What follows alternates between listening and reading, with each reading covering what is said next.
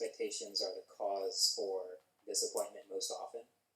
So, as far as things that I had really high hopes and expectations for, I think those are still all like on the horizon.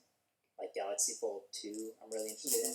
Galaxy Note 20, Pixel 5, iPhone 12, all these things that I'm really like hyped about are still in the works. So I was pretty disappointed about the new Escobar phone.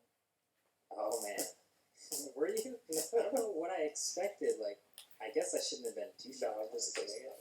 Wrapped phone. Yeah, I honestly can't think of anything specific I had high hopes for that didn't meet those hopes, but 2020 also feels like it's been going on for 10 years, so I have no sense of what's really happening at this point. I'll say Huawei's app situation I was hoping would be better by now. That's a good point. I'm testing the P40 Pro Plus right now, and it's like I'm so tired of like trying to get it to work. Like putting my SIM card in that phone, and I'm like, all right, here we go. Time to load the apps, and it's not fun. That's a good answer. It's disappointing that we basically can't use the P40 like at all in the US. Yeah, because it's a great dude. That phone is like a rock. It's made of ceramic now. It's got these incredible cameras. I think it's honestly probably the hardware champ. I mean, I just got it. I'm testing it now, but as far as like just straight up hardware on the outside, amazing phone. And it's quickly nuked by like the fact that it just takes you so like I could never recommend that phone in the US. So maybe that's the disappointment. I think that's a good answer. I'm always interested with Huawei and our smartphone bracket. It always seems to do so well, and when you just feel them, their hardware is just like second to none lately. It's such a shame that you basically can't use it in the US. So there you go. Here's one quickly. I think it's going to be towards me because it's about editing. It's just how long does it take to edit the podcast? Not too long, a couple hours. I'd say like it's definitely beneficial that we sync up all the audio beforehand, and super easy to do that. I'm not dealing with video. Pretty much all I'm cutting out is a lot of ums or dead space or me totally fumbling over words. So what you listen to I still sound like an idiot, but I sound like less of an idiot because I get to edit it in between. But we do have a funny story. We had a guest on once who was recording on their either iPad or MacBook, and they were listening to the Zoom call on their headphones, their AirPods, and managed to not connect them correctly. So all of our call was playing out of the speakers, which was then getting picked up from the microphone. So that entire podcast, I had to manually delete anytime Marquez and I were talking from that voice, that track. So that podcast probably took 8 or 9 hours to edit because it was just a mess. There was definitely a point in the beginning where I just put my head down and knew how long of a day I was going to have. Especially because we usually record these on Wednesdays and they release Friday morning. So like Wednesday night and Thursday to edit. So when we found out all that happened Thursday morning, it was like, all right, it's crunch time. We're going to get one. But ultimately, editing is usually 2 or 3 hours. Probably it's not too bad. It's just weird having the full conversation and then having to listen to that same conversation a second time. Yeah. And making sure you catch everything. Which hopefully everyone listening, hopefully I'm catching everything. There's not too many mistakes. I'll toss in, just in case I haven't already said, the videos on the channel probably average somewhere between, I mean, it varies a lot, but I want to say between 5 to 10 hours of editing. The one I'm working on right now, I've been doing all day, so it's probably 6+ hours going into tomorrow, but yeah, that's where we're at. Yeah, the video, from what I've seen Marquez do and from what little editing I've done, not for the channel, is much harder than this. It's very nice to have just audio. I guess the hardest thing to do is when it's an hour long of audio is realizing you drifted off as you were listening to it and then having to go back to the point you last remember listening to. So that makes up for probably a solid 20 minutes during every edit session. Here's a question we might disagree on. Okay. Just because of, I'll just read it. I know you guys aren't fans of touchscreens and laptops, but What's your opinions on touchscreens in cars versus buttons? I mean, I have no. As long as the important buttons are on the steering wheel, like the ones you need when you're driving, volume. I guess the only air AC, climate control could be a little tougher, but like you've used it, you've gotten used to where everything is, right? Yeah, for context, the Model S, I drive a car that has 0 buttons except for the 2 on the steering wheel and the hazard button. Mm-hmm. And you can control everything through the screen. I mean, I've memorized the location of like the temperature up, down. Basically, the reason physical buttons are so great in a car is because you want to keep your eyes on the road and just be able to feel over where you've memorized is a certain like radio dial or volume or climate control. But because those buttons, even though they've changed the UI and the design in Teslas, are in the same exact place, they're almost as consistent as a physical button. So I'm totally cool with touchscreen. Yeah, my context, I drive a 2013 Subaru, so it is not up to date in terms of touchscreens and stuff like that, but I'd say the main controls I use while I'm driving is volume up, down, track skip, and answer, hang up the phone. Everything's on the steering wheel. I don't think there will ever be touchscreen buttons on a steering wheel. I shouldn't even say that. There probably will be a concept car at CES next year when everyone's not going because CES next year is the dumbest thing I've ever heard. Can we talk about that? Can we talk about that for a Might second? as well. CES, there's an article, I know maybe nobody asked about this, but there's an article about CES. As of right now, they're planning to hold it as usual. Like, I know the Olympics got moved and, like, the entire NBA season got canceled. CES is like more important than the Olympics. Yeah, nobody will interrupt the CES schedule. Here's the thing. I know you have to because, like, okay, you don't want to lose all this money for the city and for the committee and all these things you've planned and all the things that go on every year to make CES happen. There are so many jobs. I get that, but this ain't it. The CES is already potentially one of the major reasons of the beginning of the COVID spread, and we don't want it to be the reason that it spreads again. It spikes like crazy. It's so early. It is so dumb to even comment about it at this point, but to say it's going on is just. I mean, we've talked about CES. It's fun to go to, but we've always wondered if there's a reason to not go, and I think COVID's a great reason to not go. Yeah. This is good. This will probably be the first year in my 8 years of not going to CES, and I think a couple of the YouTubers have already replied. Like I tweeted this, like this isn't the year to have it, and a couple of people on board like, look, if there's no vaccine and there's no like safety measures in place, like there's no way to go to CES this year. So maybe we'll just have like a little virtual. We'll have a little Zoom call instead. They should replace attendance with a controllable robot and a 360 camera on it that you can purchase and check out the show floor. I just pictured CES full of remote robots, just like remote presence robots rolling through all those halls, but like the same amount as people. So there's like thousands of them bumping into each other, and that would be chaos. That's and then yours falls over. The thing about CES though is like it's not just a lot of people packed in a room, which it is. It is like being in front of the LG booth with those screens is. You are shoulder to shoulder with people. If you were getting through the crowd, you were touching almost every person that you walk past. But then on top of that, imagine how big headphones are, VR is, and mice and keyboards.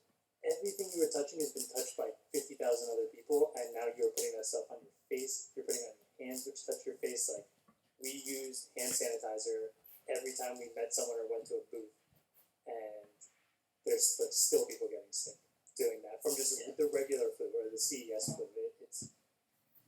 The CES flu is unfamiliar. Yeah, it's like every year you go to CES, there's a very high chance you get sick in that petri dish, and I don't know. I think the bottom line is this is probably not actually going to happen in the way they say it will, but we'll keep an eye on that. We'll update you every podcast on whether or not CES is still happening. So far it's on, but yeah, CES Watch is on. Whoa, okay, this is a weird question. Okay, a wizard appears. This is already amazing. Great start. Oh, a wizard appears and teleports you to an island. I'm glad that needed a wizard. The island is a completely normal society, except they all use products and devices from just one company. Which company is it? This feels like a riddle that, or like there's a punchline to it that I'm supposed to know. Yeah, maybe I'll rephrase that as like, what would be like the best case company and like the worst case? Like Apple, you think of Apple, like then if everyone on this island is only using Apple products, and that means they all have phones, they all have computers, they all have iCloud. Oh, so you're saying like you're thinking of which company has the most range of products that could make society continue to live its normal existence. Yeah, this particular island of Apple will not have any transportation or any like cloud services or anything like that, but they'll all have personal computers. I mean, well, what about LG? Aren't they literally building their own smart city or something like that? That's gotta be. I think LG. The obvious answer is like LG or Samsung. Yeah, or like they've got the widest amount of products that could. I kind of want to imagine an island where the society is based on the tech company. So if I imagine Apple, I'm imagining everyone wearing only white or black turtleneecks tucked in. Oh my god! With it's circular circular island. Yeah, like everything is aesthetically pleasing. It reminds. Have you ever seen the movie Equilibrium? No. It's like this strange future, all about how like it got taken over and everybody doesn't have feelings anymore. They basically take these shots that take away feelings, so everything is just like monochrome and perfectly in order all over the place. So like, I imagine that with hopefully still feelings, but we don't know if an Apple society would take that away from you or not. But the Google Island is like super colorful. There's slides and playgrounds. Everything's updated super quickly, and but only for like a year. Yeah, I don't know. I think if I'm going with somebody to have a best case, Sony had a car at CES. Let's go. No, Samsung makes like washing. I'm picking LG over Samsung because I don't want Bixby to be the overlord of the islands. At least LG still lets you use Google Assistant, Google One. But you can't use it though. Yeah, you can't. That's okay. I'll take pure LG anarchy over Samsung Bixby overlord. I'll take the Samsung Island. Okay. The worst version of this island would be like the Essential Phone Island, where everyone's phones just bricks. I kind of want to answer this one. How did you come out of quarantine, better or worse? I'm not out of it. It's probably. Oh man. I hope it's better. I'm gonna come out of quarantine. Let's go with one thing that's better and one thing that's worse. Okay. When quarantine's over. Okay. Do you think you're better at cooking now that quarantine's been weeks and Oh weeks? man, that just brings up a whole nother. This is gonna already go deeper than it should have. Cooking for a while, yes, I was cooking a ton. Favorite recipe I've made so far, I made braised short ribs, which I've never done, and they came out incredible. But because of all that cooking, I realized I was eating terribly for like 2 months. So now I'm trying to not eat like that, and I actually haven't eaten meat in almost 3 weeks, which for me is like absolutely insane. When my mom listens to this, she's probably not going to believe that I just said that. But I've been trying to find a lot of different recipes that don't involve meat. Buffalo cauliflower wings are really good. I made huevos rancheros the other day for dinner, which is very hearty. It's hard to find hearty stuff, I feel like. I think it's making you better at cooking. Yeah. Okay, I'll take that. What about you? What are you getting better at during the quarantine? I would say I am better at. Oh God. I was gonna say just like the organization of like the compartmentalization of work. Okay. Where like this building is closed on weekends, and I'm like physically unable to work on weekends. So like typically I just sort of merge everything together. I'm like either tweeting or working or something kind of all the time. And I think I've gotten better at separating those things Yeah. during quarantine. I feel like people don't realize that there are times where like I'm in the middle of the weekend and I see a video post that I didn't even know was going to come out, and I'm like, Kez, come on, dude, like just have a weekend off. Like, did you want help with that or anything? You just like decided to go in and make a video. So like, yeah, you work a lot. I'm sure it's nice to just force you to have weekends. Although now these weekends are way less fun because we can't do as many things. But I think it's also made me better at 2K. I've played more 2K. I'm better at it. Can definitely confidently say that. But I'm definitely worse at a lot of things now. yeah, I'm worse. I have my haircut is worse. That's number one. I'll just say it. And then I am worse at Ultimate because there's like no way to play with a team. And so yeah, just all that. so since I don't really play Ultimate as much anymore because I've been injured 1,000 times, I've been really into rock climbing lately though, which all the gyms are closed. I tried outdoor climbing for the first time, and then I've actually gone so crazy that I just built a climbing wall in the backyard. So I don't have all the holds for it yet, so I haven't gotten to see how terrible I am at climbing. Now that I haven't done it for like 3 months, but there's a full blown like 8 by 8 foot climbing wall in my backyard.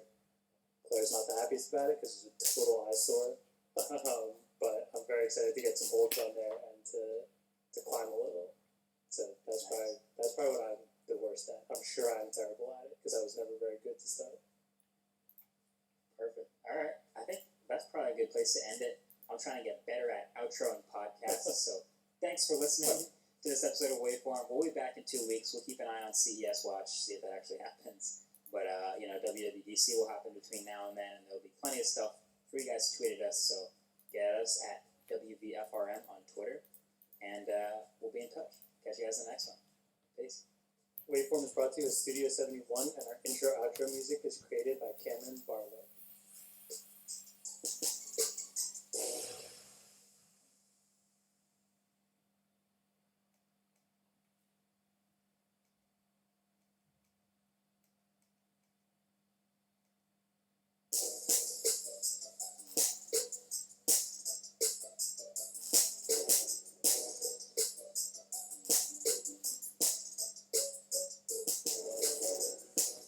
What's going on, everybody? Welcome back to another episode of the Waveform Podcast. We're your hosts. I'm Marquez Brownlee.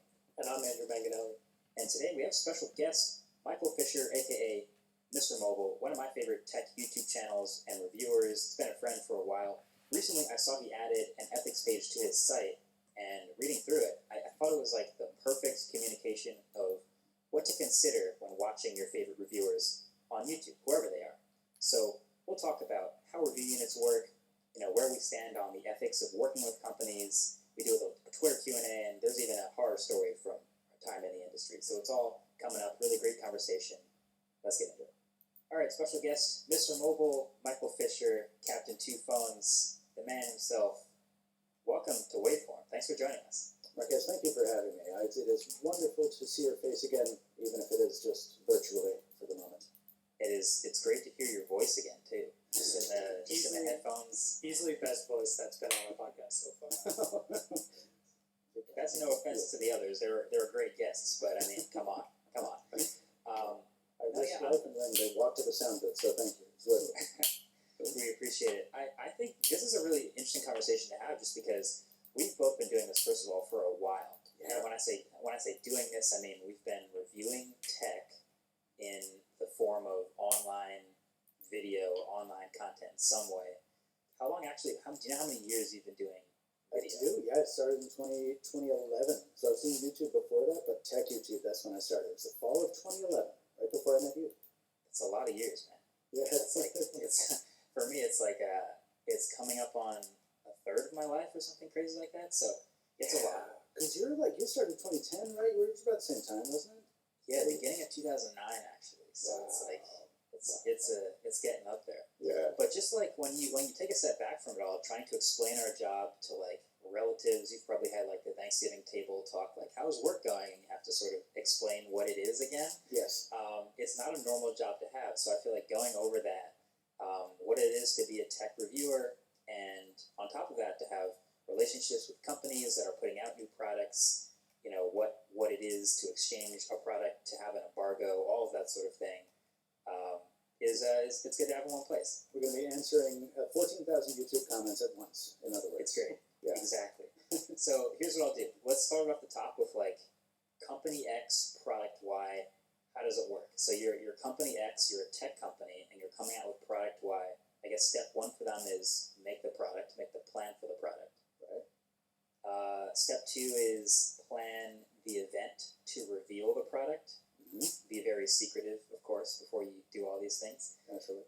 And then I guess the next step is to come up with this sort of a media plan. And not every company does this, but to sort of give that product to people who review products, let them spend time with it so that when the event happens, there is a big reveal, and then at the same time as that big reveal, when people are considering buying the product, you have these tech reviewers who have given their informed opinions about what the product is and whether you should buy it or not.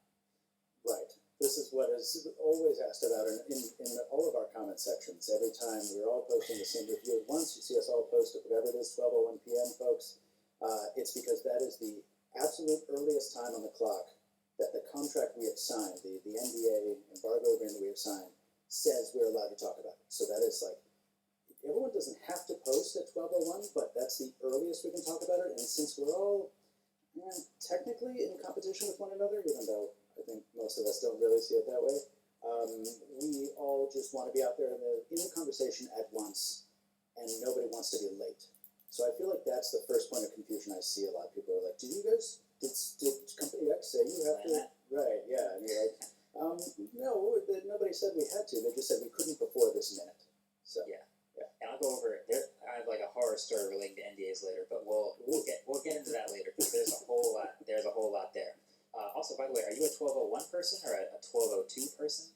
There's actually a little bit of difference there, you know. For a little bit of scheduling action, you mean? Like, do I say? Yeah, you know. Sometimes there's also I don't trust YouTube scheduling. I always do it manually. Terrifying. Yeah. But when I come up on that time, I refresh my sub box at 12 o'clock, and I see the videos come up, and then 12:01 happens, and then a couple more videos pop up, and then 12:02 I publish, and that video will be almost on time, but it goes right to the top of the sub box. Oh. So if someone logs in at right around that time and you publish right away, you're immediately buried. Yes. Oh, of I don't know course. if other people even think about this. No, I think about it often, and I'm always jumping on.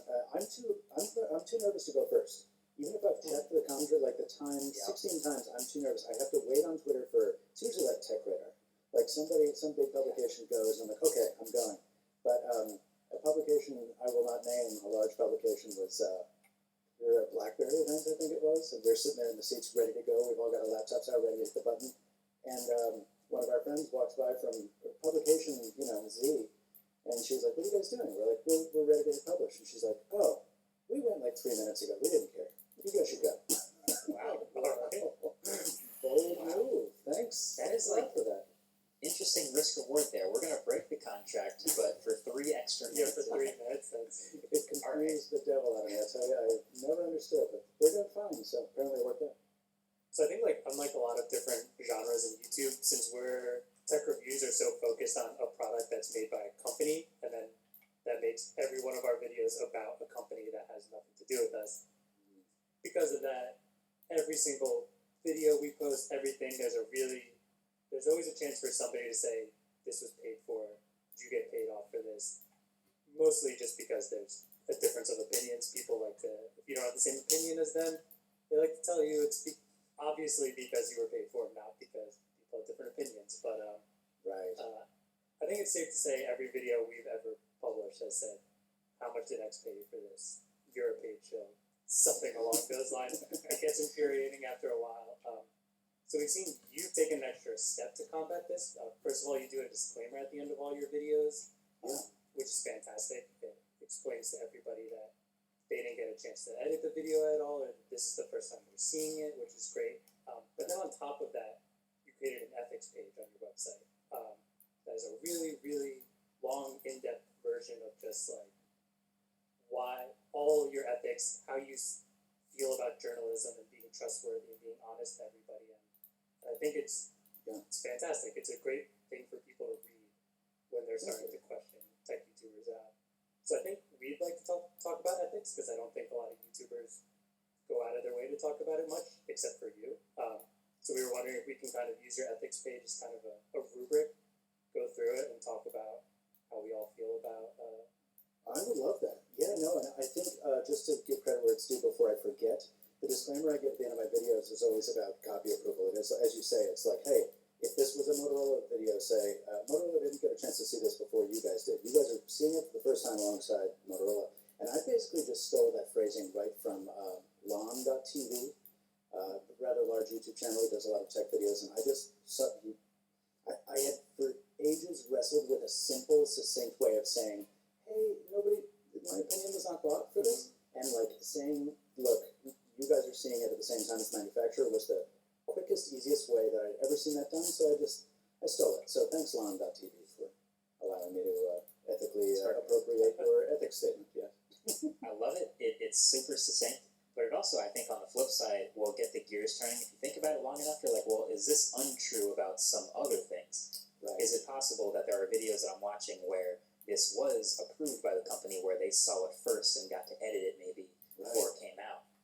So I think that's where having like a public-facing statement like that clears it right up. Yeah. So here, I want to start at the top of it, where basically, we have all our code of ethics, and it sort of comes from this journalistic place. I think people like using the word journalistic or journalism in some way. Sure. I'm curious for you, does it come from, like, you just personally wanted to get it out there? Does it come from wanting to have a public journalistic stand or something like that? Yeah, I think, first of all, we talked about all the comments we always get, right? There's always a million questions and complaints in the comments, and a lot of them, for one reason or another, some of them valid, some less so, question your credibility. So first of all, I just wanted a place where I could stop having this debate all the time in the comments, because I don't know if you guys know, I don't have a life. So I just hang out in the comments and argue with people, or feel talk to people. My first 24 hours is YouTube comments and Reddit comments after every video we post, and just like type something up, backspace, and Yeah, right. No, settle down, cool down, don't say that, say something different. But yeah, so it was just a matter of convenience to be able to say, hey, I've wanted to get this out on paper for ages, let's make a page, let's do it. So part of it is that. And the other core part of it is, I like that you dropped the J-bomb, it's like, I don't like rolling out the journalism word too often, because I didn't go to J school, I don't claim to be a journalist, right?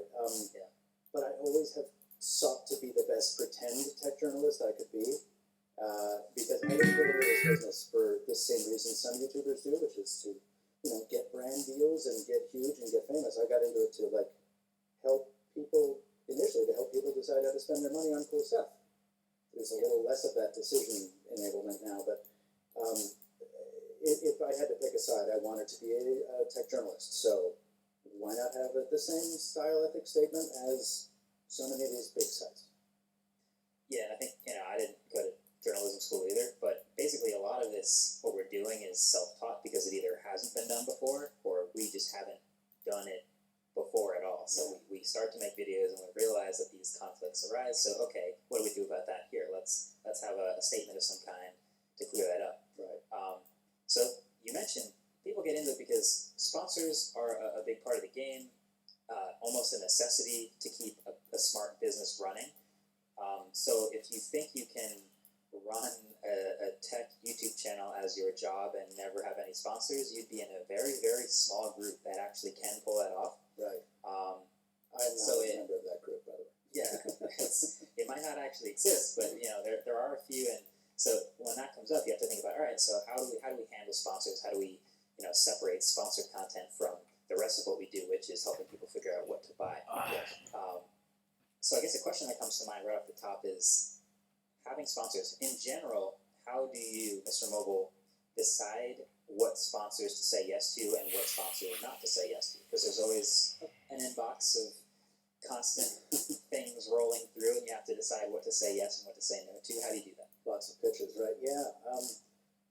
It's surprisingly difficult to explain, but it's rather easy for me to make these decisions. So I think when I wake up, say you've got you've got more than me, but say I've got 40 emails in my inbox every morning from people pitching me on things to advertise for them.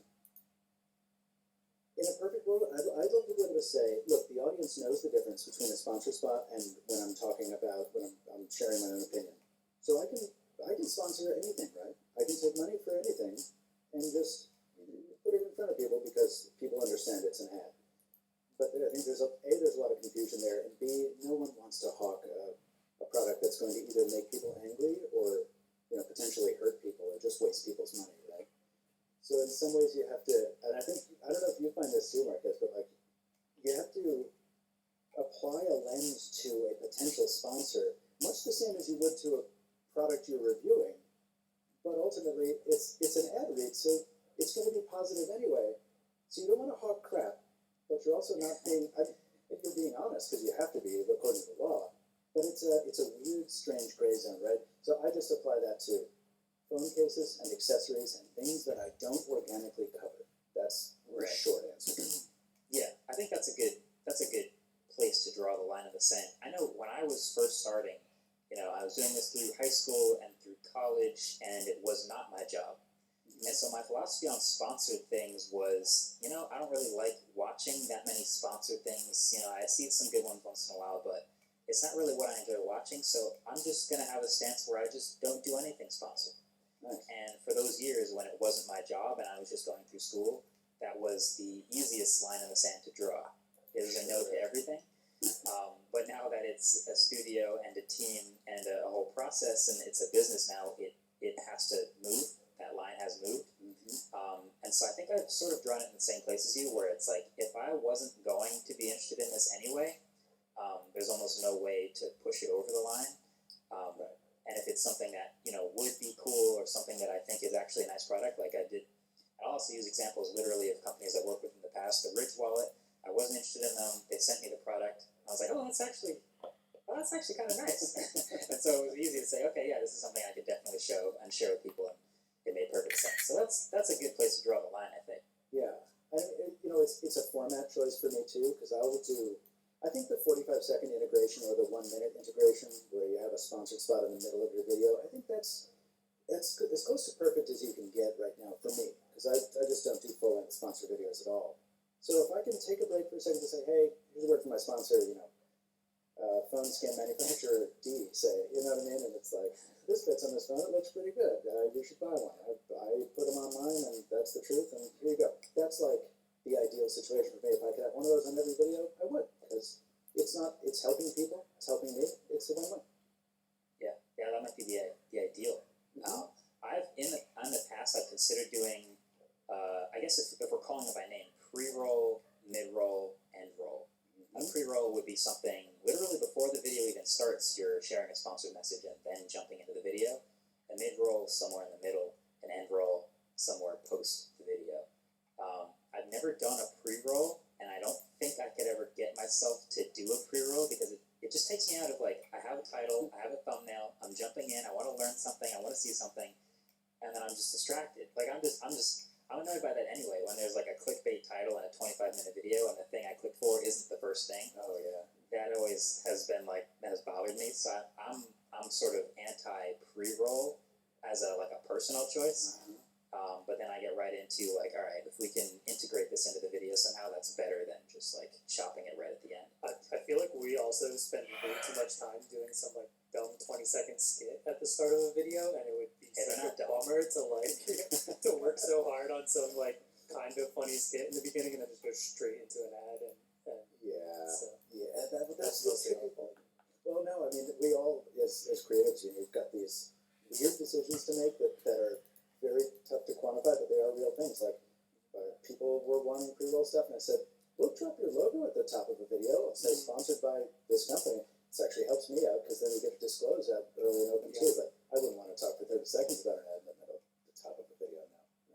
Yeah. So here's another question, and this comes from probably from the YouTube comments again, but I'll toss it in there anyway. Is there a such thing as a sponsored review? In Mr. Mobile World, the answer is, I'm guessing no. No, not on my planet if I could help it. No, to me, Can I turn it back on you first? Or Sure. yeah, because I want to hear Yeah. your opinion on this. No, yeah, I'm a hard no on sponsored reviews. So I will do sponsored showcases where you'll see that this is, I'm showcasing a product and you'll be able to see what it is, and if there are no like cons being said, it's because this is a sponsored message. Mm-hmm. But that is definitely not a review, and it will never be categorized as such. It'll never be mixed in with those reviews. It is strictly not a review. And you'll never have a suggestion on to buy the product, yes or no, on something like that. Like you're not giving your opinion that obviously if it's bought for it could cause people to buy things. Right. That's a hard line. That is, we have a similar hard line. Yeah, I think the idea of a review that's been paid for, like when you come up and say like, hi, I'm Michael Fisher and this is Product Y review, sponsored by Product Y's manufacturer. Like, how does your brain not immediately short out at that moment? It drives me nuts. I think a lot of it has been we've had this dilution of the term review over the years. You can run a video that's like, hey, just to make sure you know, I've used this product for 2 minutes, I'm yelling at you from a trade show floor, I obviously barely know how it works, but this is a hands-on. First comment is always, great review. Yeah, I see that too, and I'm like, what? Where did I say I was reviewing this? Right. This is strange. Yeah, and I think so. Now that we have that hard line, I think then it gets into a little bit more nuance where basically you'll see, and I thought about this a lot because I'd actually never thought about it until I was accused of it, and I had to double back and think, wait, what are they thinking here? When you review a product, this review of product X, it's not sponsored, by company Y, but, there may be some behind-the-scenes incentive to say good things in order to, keep your relationship with the company and keep getting pre-release devices so your coverage can be early in order to keep, that's like the general accusation is you're not getting paid, but it feels like you're being swayed in a sort of biased way that could allow you to say you're not getting paid, but you're still being biased. I think makes sense. I think that's Reddit's favorite argument on almost every thread. Here's my response to that is this could be very, very early in my YouTube career considered a tempting thought, where it was like the first stuff I was ever getting to review, I was like, whoa, I just got sent a keyboard to review. I better say something nice about this keyboard so that this keyboard company keeps sending more keyboards. Like that could be a thought when this is brand new to you, you've never done, and this is like a watershed moment. Right. But year 9, 10, 11, whatever this is for us, it's like, if I don't get a product to review, I'm going to buy it and it'll be later, and that's fine. But this isn't a defining feature of a review anymore that it was provided or that I bought it. It's just something that happens to be a part of the job at this point. Yeah, this is more broadly, this is debated in real media, forgive me, but broader media all the time. It's this debate about access journalism. I think the most often I see it talked about is when, the White House, if you're in the White House press pool and you annoy the president enough, theoretically the White House can deny you access, and boy, that's going to be a big hit for your traffic. So how much do you want to annoy the president, whoever the president may be? These are issues that I think will not get solved anytime soon, because there is legit pressure there not to lose access, right? But to your point, Marquez, I also will go buy it later because I probably don't have time to cover stuff in the first wave most of the time anyway. But B, even in a situation where I've had to say, you know what, this isn't a great product, and I am nervous because I'm new, because it's 2011, and say, company H just made a phone that's pretty crappy, and they flew me halfway across the world to see it for a week, and now I have to tell people they shouldn't buy it. Oh, well, I'm nervous, but I'll say it anyway. I have never personally been denied access as a result of being honest, and I've never known anyone who has been shut out, with I think one exception. There's one publication who just repeatedly just went after a manufacturer for probably 2 years, and I think everybody has their breaking point, but it's it's not. Everyone seems to think it happens all the time, and I am struggling to remember a single occasion of it. Yeah, that's what I was gonna say is the easiest or best way, I guess, for me to share that isn't the case is to give all the examples of really glaringly negative reviews I've given products that were followed up by the company sending their next product like, check this out, it's better than the last one. We saw how much you hated the first one, so this is